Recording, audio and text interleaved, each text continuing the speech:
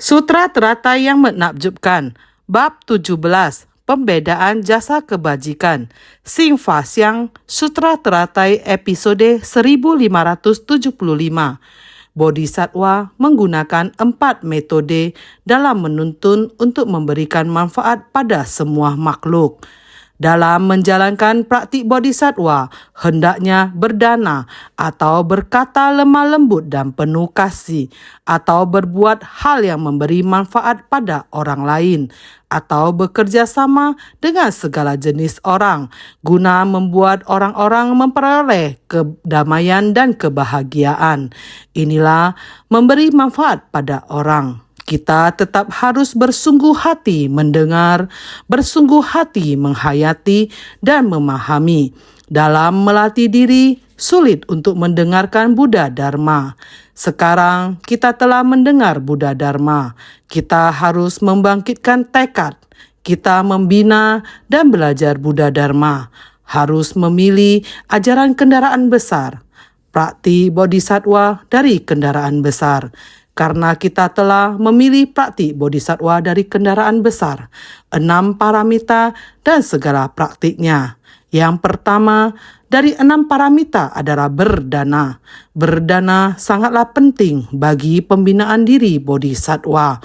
Berdana artinya kita harus menggenggam waktu setiap saat. Bukan hanya memanfaatkan waktu dengan baik, namun waktu digunakan untuk berdana. Berdana dibagi menjadi berbagai jenis. Berbicara untuk memberi manfaat bagi orang banyak. Ini juga adalah berdana. Menggunakan kekuatan kita untuk mengurangi beban kerja orang lain. Ini juga adalah berdana. Memberi semangat kepada orang supaya meningkatkan keyakinan mereka. Ini juga adalah berdana. Ada berbagai segala sesuatu yang dapat membantu orang dan memberi manfaat kepada orang lain. Kita selalu dapat bersumbangsi dalam kerumunan orang banyak. Oleh itu, berdana merupakan hal yang sangat mudah dan sederhana. Dapat dilakukan kapan saja. Bukan berarti perlu menunggu saya punya uang dan sebagainya. Tidak perlu demikian. Hanya dengan kita membina diri dan mendengar Dharma setiap saat. Ada Dharma dalam hati kita. Begitu konsep pemikiran kita berubah. Baik itu sikap kita, intonasi suara kita, ataupun tindakan kita.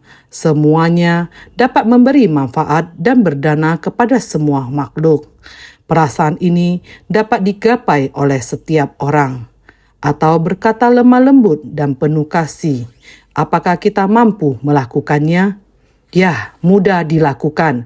Jika kita ingin berdana, akan mudah dilakukan. Jika kita ingin mengajari orang lain, perlu menggunakan berbagai macam sikap dan bahasa. Kadangkala kita perlu menggunakan pendekatan yang sangat langsung. Sementara di lain waktu, kita perlu bersikap lembut. Para makhluk sangat keras kepala dan sulit ditundukkan. Banyak makhluk yang keras kepala. Kita harus mempelajari akan menggunakan jenis bahasa apa dan metode komunikasi yang akan digunakan. Ini adalah yang perlu kita pelajari. Meskipun dikatakan berbicara itu mudah, tetapi sebenarnya ada 4 jenis karma jahat dari ucapan, yaitu dusta, omong kosong, adu domba, kata kasar. Ada juga 4 di antaranya.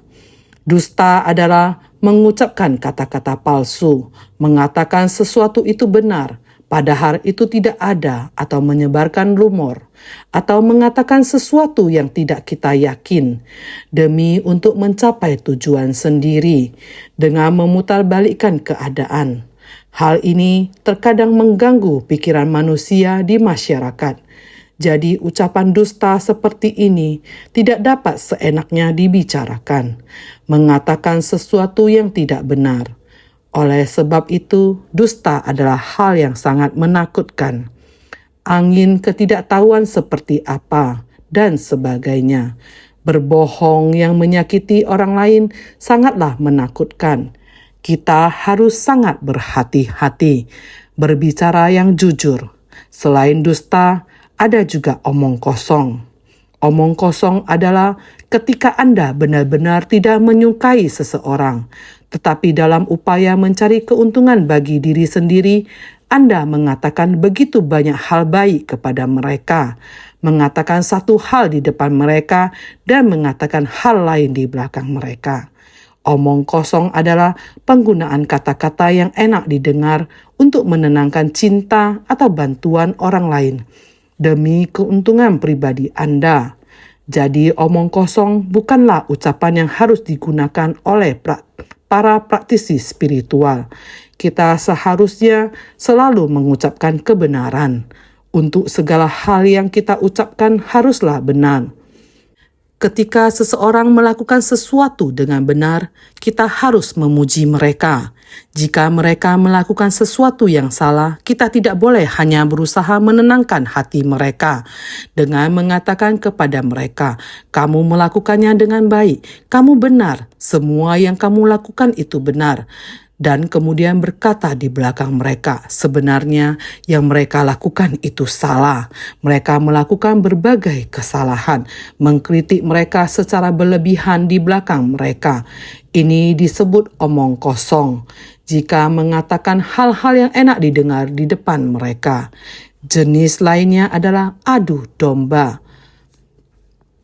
yang artinya menyebarkan gosip, kekuatan dan kelemahan masing-masing orang. Kita memberitahukan seseorang tentang apa yang dikatakan orang lain tentang mereka. Seperti ini juga tidak benar. Jadi bergosip dan adu domba adalah tindakan yang tidak benar. Kata kasar bahkan lebih salah lagi. Ini adalah sebuah kebiasaan. Jelas sekali dia ingin mengatakan sesuatu yang baik. Tetapi karena kebiasaan yang sudah tertanam, saya tidak bermaksud jahat. Ini hanya kebiasaan saya. Orang-orang di sebelahnya juga menjelaskan untuknya sebenarnya dia sangat baik, tapi dia agak kasar dan dia punya kebiasaan berbicara seperti ini. Dia menjelaskan sendiri.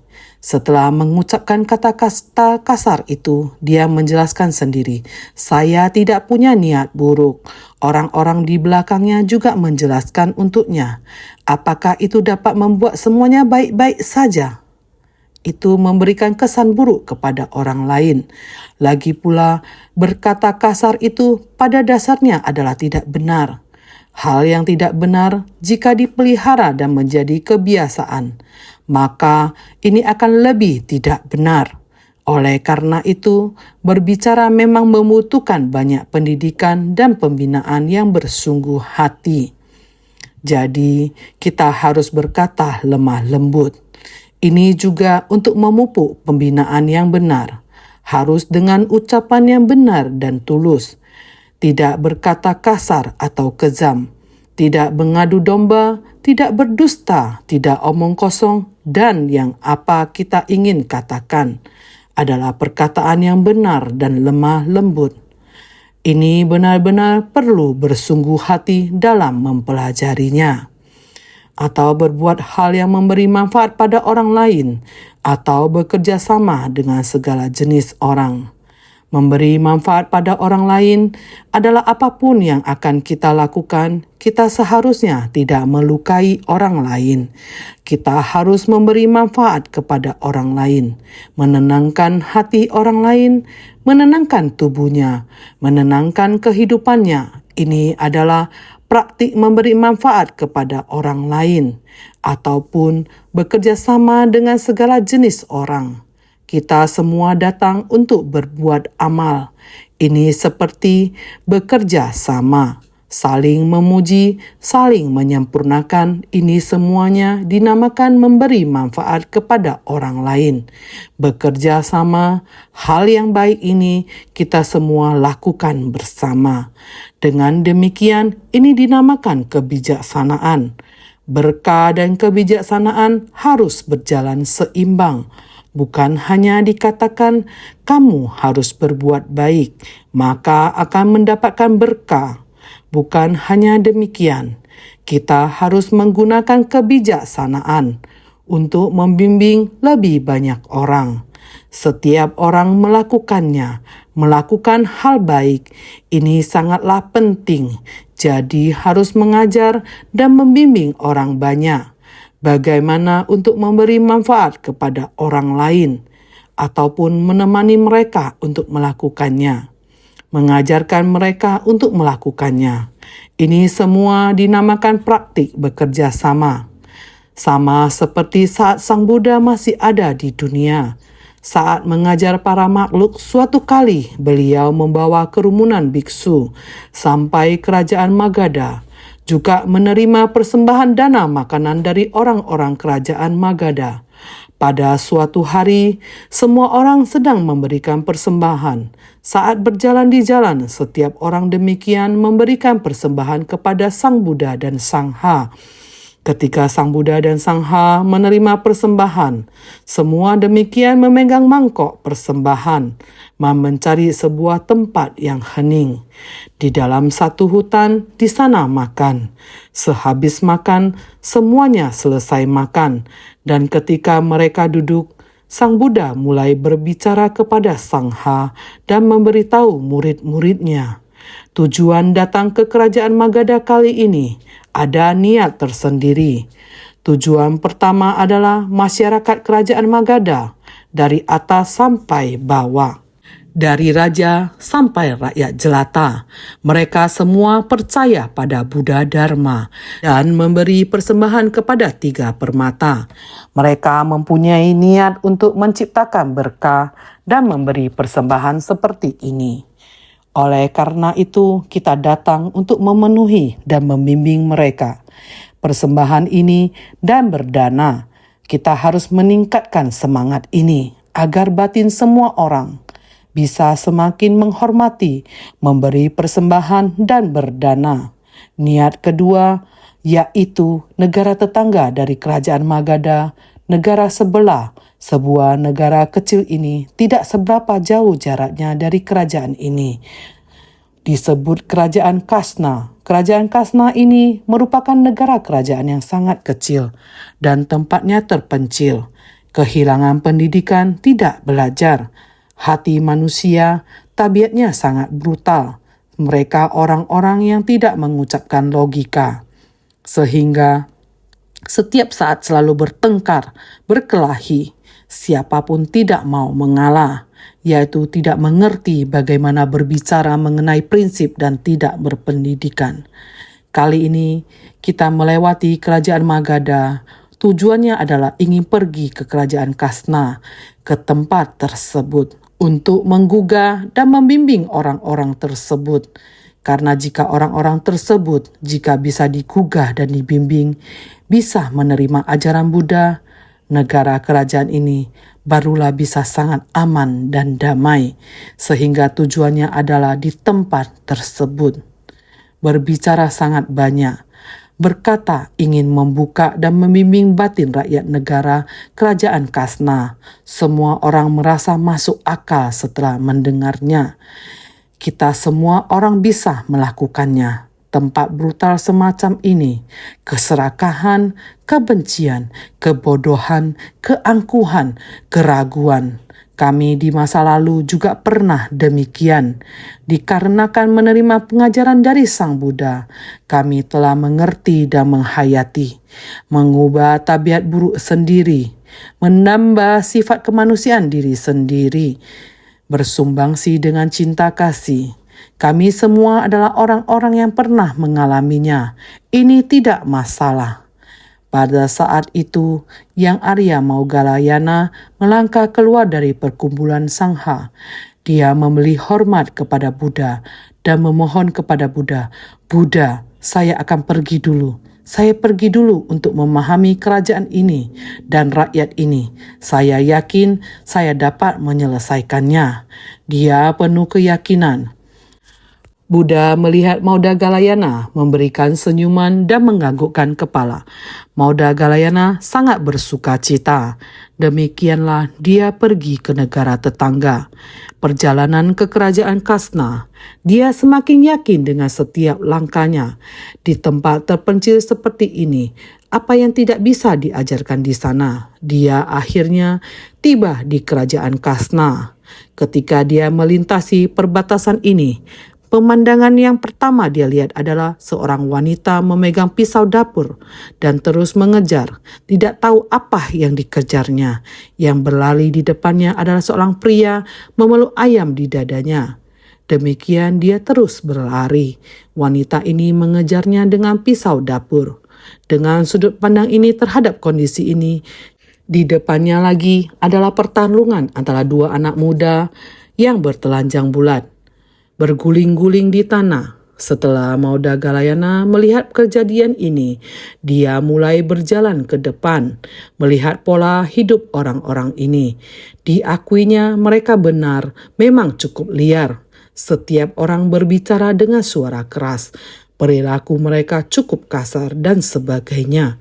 Oleh karena itu, yang Arya Mauda Galayana menuju ke tempat yang banyak orang. Dan di tempat yang penuh dengan orang ini, mereka memiliki perilaku yang sangat kasar. Sekelompok orang ini melihat mengapa orang tersebut berbeda dengan kita. Berjalan dengan sangat berwibawa, dengan membawa senyum di wajahnya. Orang seperti ini tidak pernah terlihat di negara mereka sebelumnya. Apa yang akan dilakukan oleh orang tersebut? Ketika berjalan, langkah kakinya selalu sama besar, tidak tergesa-gesa, juga tidak lambat. Semuanya berhenti untuk melihat. Ketika beliau berjalan, mereka mengikutinya dengan rasa penasaran. Mauda Galayana menolehkan kepalanya, memberi salam kepada semuanya. Semua mengikutinya berjalan pada tempat yang lapang, mencari tempat untuk duduk. Mauda Galayana berbicara, "Saya telah tiba di negara kalian, melihat situasi kalian. Kalian semua sangatlah kasar. Perlakuan yang kasar ini dan itu adalah salah." Beliau menunjukkan hal yang salah kepada mereka. Ketika mendengarnya, mereka orang mulai duduk. Terdapat juga orang yang berdiri. Semakin lama mereka mendengarkan, maka semakin banyak orang yang pergi. Hingga pada akhirnya, sekelompok orang yang sangat kasar mengelilinginya, mulai untuk menarik dan mendorongnya. "Bagaimana ada orang seperti Anda? Dari mana Anda berasal? Mengatakan bahwa kita tidak benar. Kita telah berada di tempat ini seumur hidup. Leluhur kami dan lain-lain. Kita hidup dengan demikian. Di mana letak titik kesalahannya? Di satu sisi mendorongnya, di satu sisi mendorong, kemudian di satu sisi memukulnya. Dengan demikian, mereka mengusirnya keluar dari kota, lalu menutup pintu gerbang kota itu." Mauda Galayana mengalami rintangan, merasa sangat kecewa dan pulang. Begitu sampai di taman, belum bertemu dengan Sang Buddha, Sariputra muncul dan bertanya, "Mauda Galayana, kenapa kamu tidak bersemangat? Bagaimana dengan tempat yang kamu kunjungi?" Mauda Galayana menceritakan keadaannya, juga cara menyampaikan kepada mereka. Sariputra mengatakan, "Mauda Galayana, kamu kira bisa menggunakan kesaktianmu? Apakah menurutmu bisa membimbing hanya dengan menggunakan kesaktianmu? Ini bukan berarti kamu tidak dapat membimbing semua orang. Caramu tidak membuahkan hasil. Biarkan aku pergi." Sariputra dan Mauda Galayana bersama-sama pergi menemui Buddha. Mauda Galayana menjelaskan prosesnya. Sariputra mengatakan kepada Buddha, "Buddha, biarlah yang pergi. Saya mempunyai keyakinan. Saya akan menggunakan kebijaksanaan agar mereka mengetahui tentang sila. Maka saya seharusnya pergi dan menggunakan kebijaksanaan untuk mengajarkan sila. Jika tidak, mereka yang demikian kasar dan sulit ditaklukkan. Saya mempunyai keyakinan." Sang Buddha melihat Sariputra. Tidak ada senyuman ataupun anggukan kepala, namun hanya diam. Sariputra menganggap bahwa Sang Buddha diam adalah persetujuan. Maka dia pun pergi. Seketika ia tiba di sana, ia juga menyaksikan lebih banyak situasi. Ketika mereka melihat Sariputra, mereka berpikir, orang ini sama seperti yang kemarin. Sebenarnya apa yang diinginkannya? Jadi mereka mengikutinya. Sariputra memanggil mereka untuk duduk dan berkata, "Dengarlah, hidup kita penuh dengan penderitaan. Kita mesti mengubah temperamen. Untuk mengubah temperamen, kita harus melenyapkan keserakahan, kebencian, dan kebodohan." Semua orang berpikir, keserakahan? Apa yang dinamakan keserakahan? Kami hanya berusaha untuk hidup. Kami tidak tahu tentang keserakahan. Kami tidak pernah serakah. Kita hanya berusaha untuk menjalani hidup. Sedangkan kebencian, kalau kami tidak memperoleh apa yang kami inginkan, kami akan merebutnya dari orang lain. Kalau kami tidak merebutnya, kami tidak akan mendapatkan apa-apa. Kalau kami tidak merebut dan berjuang untuk ini, kami tidak akan memperoleh apapun. Bagaimana bisa kami melakukan ini tanpa emosi? Kami harus penuh amarah bila berselisih dengan orang lain. Lalu apa yang dinamakan dengan kebodohan? Kami tahu harus berselisih dengan orang lain. Apa yang bodoh tentang itu? Jadi baik Sariputra maupun Mauda Galayana menghadapi hasil yang sama.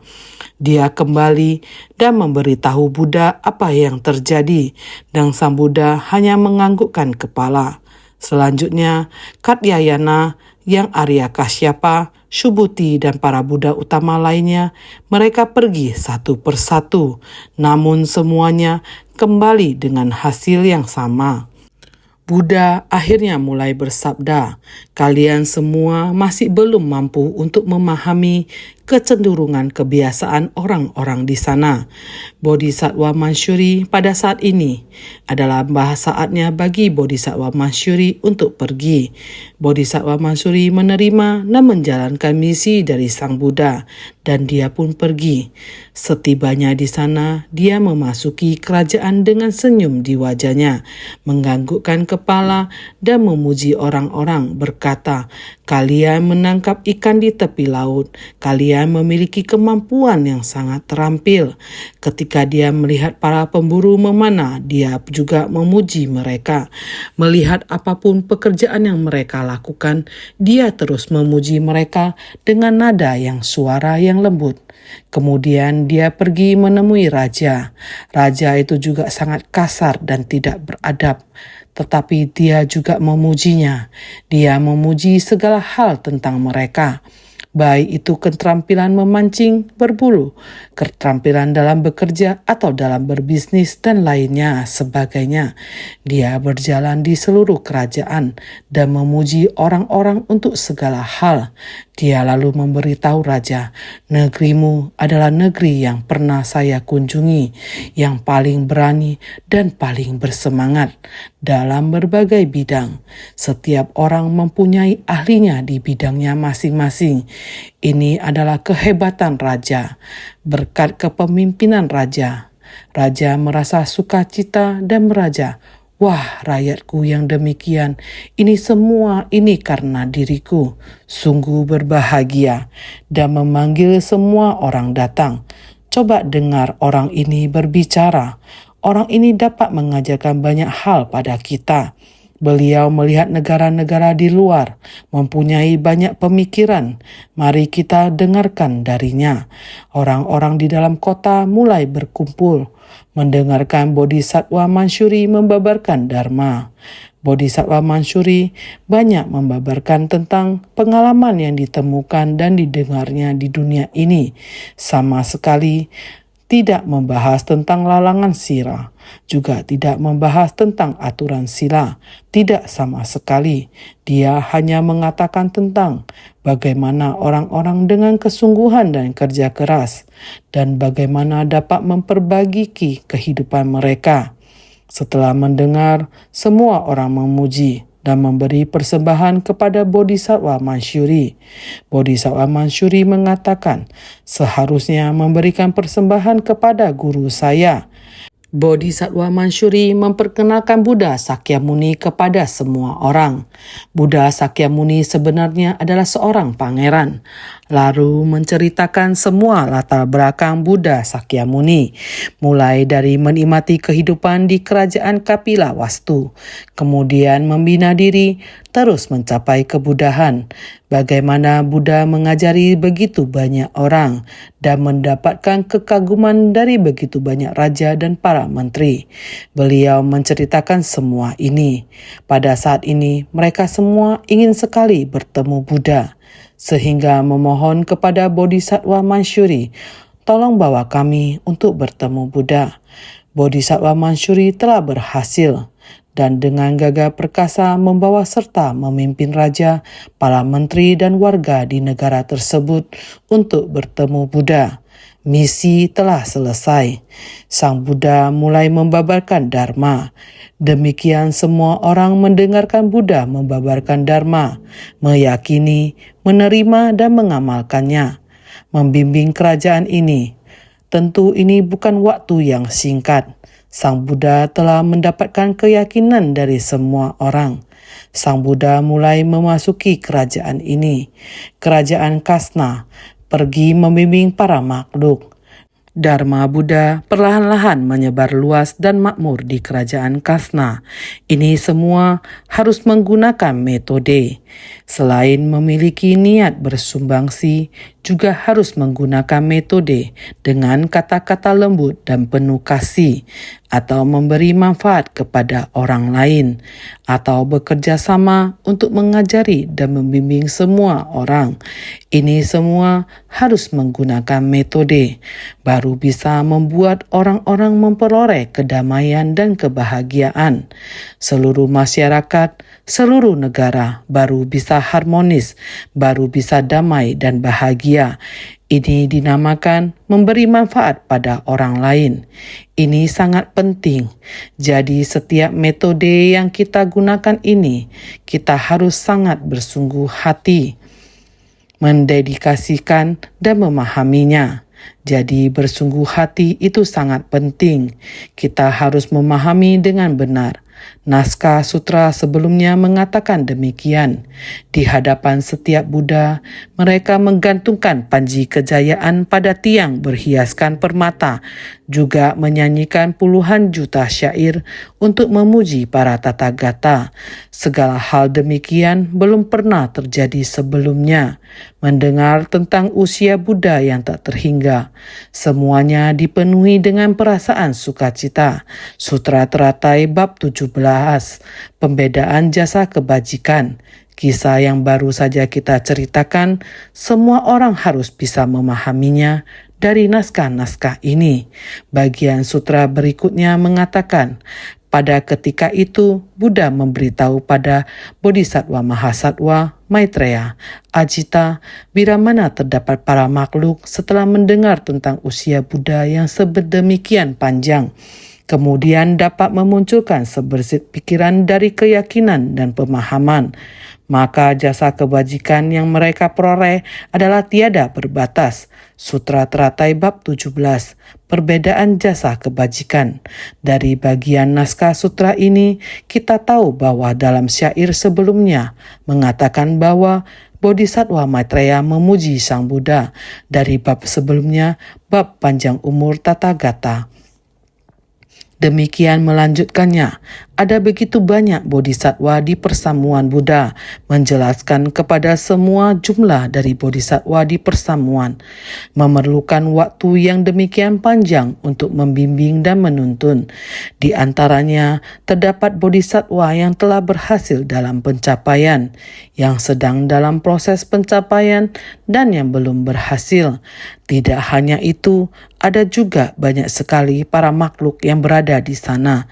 Setelah semua bodhisatwa diperkenalkan, Bodhisattva Maitreya mulai memuji Sang Buddha. Sekarang bagian sutra berikutnya memberitahu kita lagi adalah untuk kembali memberitahukan semua orang bahwa tidak hanya banyak bodhisattva, tetapi ada banyak makhluk yang juga mendengar tentang panjangnya usia Sang Buddha. Pada ketika itu, Buddha memberitahukan pada Bodhisattva Mahasattva Maitreya, Ajita, bila mana terdapat para makhluk setelah mendengar tentang usia Buddha yang sedemikian panjang. Ini adalah setelah Maitreya memuji Buddha dalam bentuk syair bahwa para bodhisattva yang telah disadarkan jumlahnya tiada terhingga. Bukan hanya para bodhisattva yang mendengarkannya saja, masih terdapat para makhluk. Para makhluk juga mendengar bahwa usia Buddha adalah sedemikian panjang. Seperti para bodhisattva, mendengar bahwa jiwa kebijaksanaan Sang Buddha sedemikian panjang dari kehidupan ke kehidupan memberi manfaat kepada para makhluk. Para makhluk adalah yang belum berhasil dalam pencapaian. Bodhisattva sudah menerima Dharma Buddha, sudah berhasil dalam pencapaian. Para makhluk belum menerima Dharma. Mereka sudah mendengar, semua pernah menjalin jodoh, namun masih belum mempraktikkannya dalam tindakan nyata. Ini semua masih disebut sebagai para makhluk. Tahu, namun sekarang saya masih belum bisa melakukannya. Ini semuanya disebut para makhluk. Maka semua orang ini juga merupakan bagian dari perjalanan panjang usia Buddha. Maka usia Buddha yang dibahas ini adalah jiwa kebijaksanaan. Jiwa kebijaksanaan yang sambung menyambung dari kehidupan ke kehidupan. Juga merupakan waktu yang sangat panjang. Maka Bodhisattva Maitreya memuji Buddha dengan syair telah membimbing bodhisattva yang tak terkira banyaknya. Sekarang Buddha akan memberitahukan kepadanya, bukan saja membimbing para bodhisattva yang tak terkira banyaknya, termasuk juga para makhluk. Tahu, nanti saya akan perlahan mengikutinya. Para makhluk yang demikian masih sangat banyak.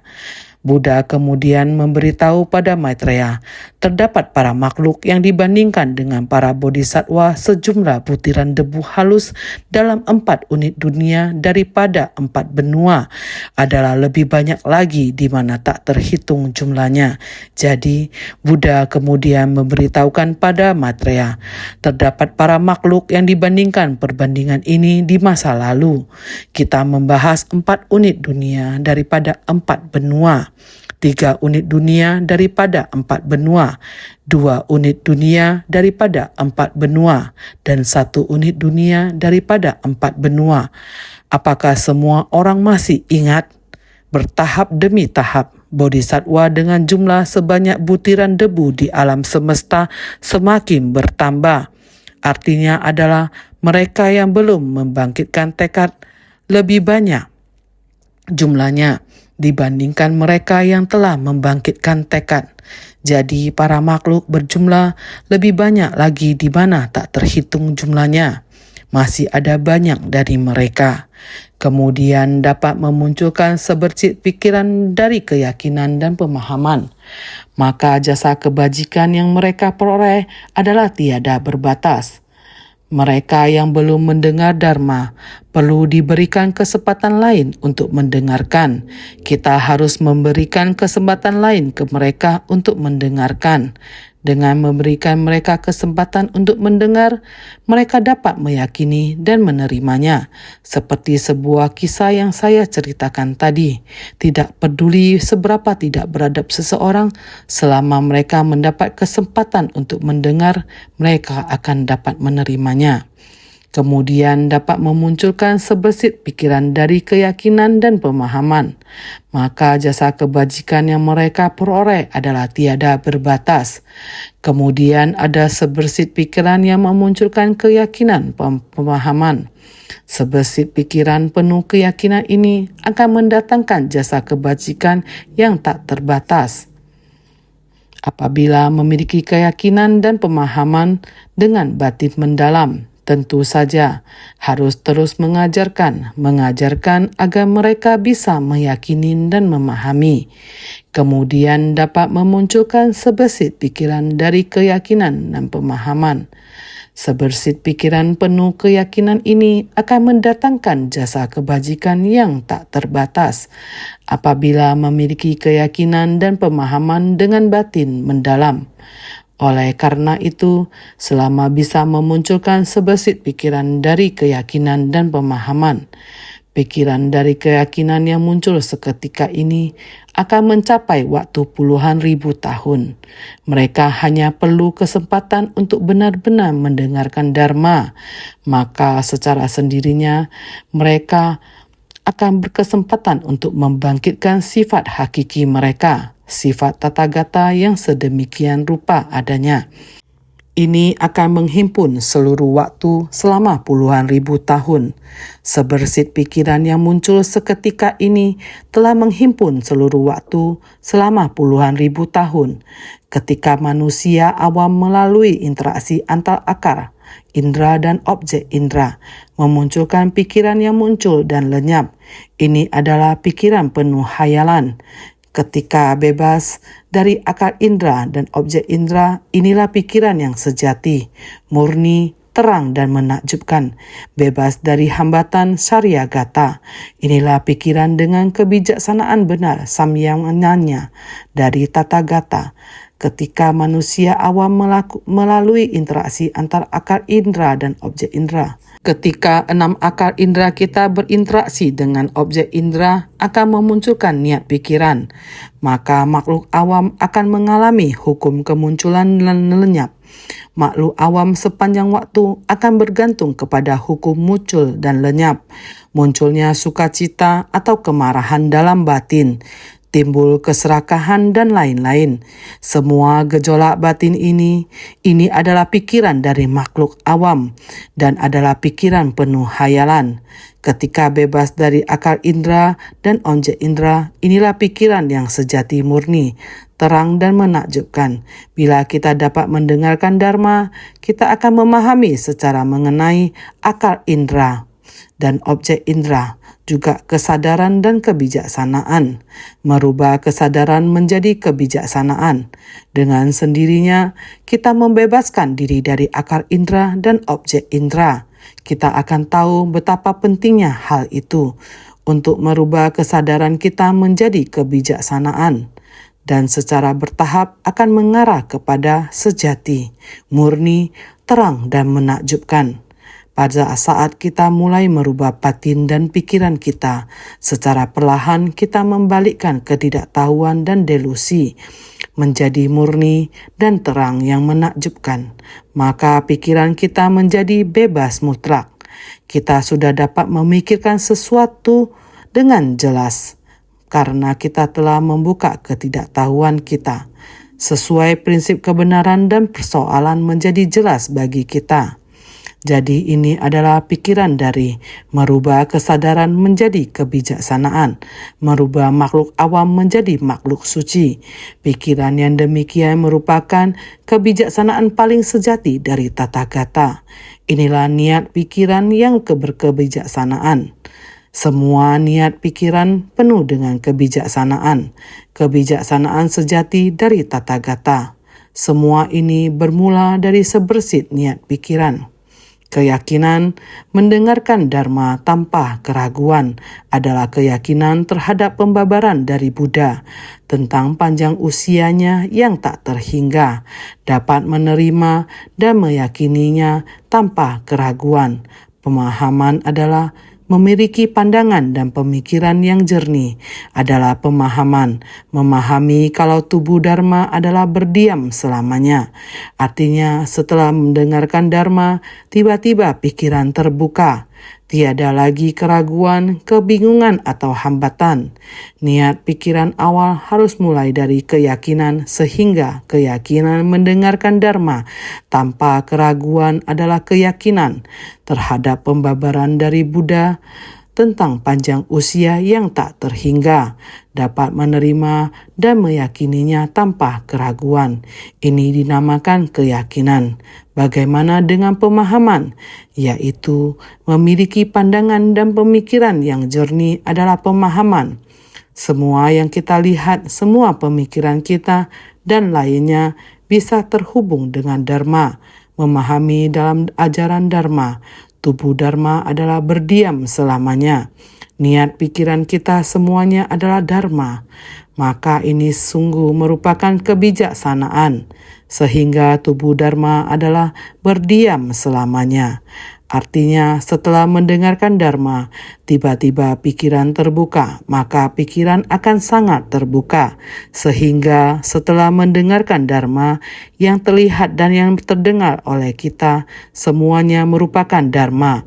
Baik terlihat benda apa kita bisa mengetahui. Begitu memutarnya akan menemukan Dharma. Maka kita harus benar-benar bersungguh hati. Tiada lagi keraguan, tiada keraguan terhadap Dharma, maka dengan sendirinya tidak ada hambatan. Kita harus bersungguh hati. Saudara sekalian, waktu benar-benar tidak cukup. Dalam setiap kata, semuanya mengandung Dharma. Waktu terbatas, nyawa manusia ada batasnya. Tetapi setiap orang mendengarkan Dharma. Satu prinsip kebenaran dipahami, maka akan memahami semuanya. Pikiran, keyakinan, dan pemahaman harus selalu ada, sehingga harus senantiasa lebih bersungguh hati.